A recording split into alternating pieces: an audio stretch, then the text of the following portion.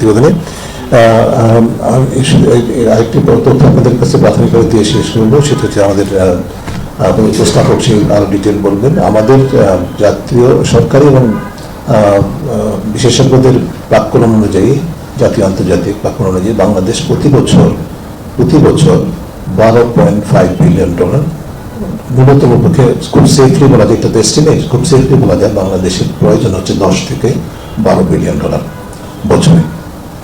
সেই জায়গায় আমরা আমাদের হিসাব অনুযায়ী এখন পর্যন্ত পেয়েছি পুরো এই 2003 থেকে 2024 পর্যন্ত আমরা উভয় সূত্র থেকে পেয়েছি মাত্র 1.2 বিলিয়ন ডলার, 1.2 মানে 1200 মিলিয়ন ডলার মতো পেয়েছি। অর্থাৎ 12 বিলিয়ন ডলার আমাদের দরকার, সেই জায়গায় প্রতি বছর সেই জায়গায় আমরা পেয়েছি মাত্র এই 2003 থেকে 24 এই মেয়াদে মাত্র 1.2 বিলিয়ন ডলার।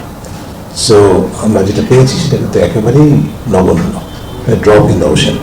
কিন্তু সেই অর্থটাকে আমরা কতটুকু স্বচ্ছতার সাথে সুশাসনের মানদণ্ড নির্দেশক নিশ্চিত করে ব্যবহার করতে পেরেছি, সেটি নিয়ে আজকে আমরা আপনাদের সামনে হাজির হয়েছে। এটি আজকের এই প্রতিবেদনটি আপনাদের কাছে উপস্থাপনের পর আমরা সরকার সহ সংশ্লিষ্ট অংশীদারদের সাথে শেয়ার করব।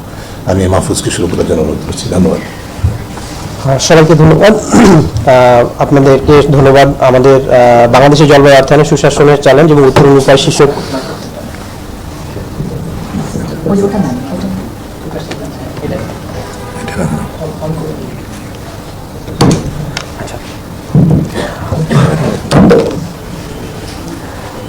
সবাইকে শুভেচ্ছা এবং স্বাগত। বাংলাদেশের জলবায়ু অর্থায়নে সুশাসনের চ্যালেঞ্জ এবং উত্তরণের উপায় শীর্ষক গবেষণা ফলাফল এবং গবেষণার উপস্থাপনায় গবেষণায় ছিলাম আমি মোহাম্মদ মাহফুজুল হক এবং আমার সহকর্মী মোহাম্মদ শহীদুল ইসলাম।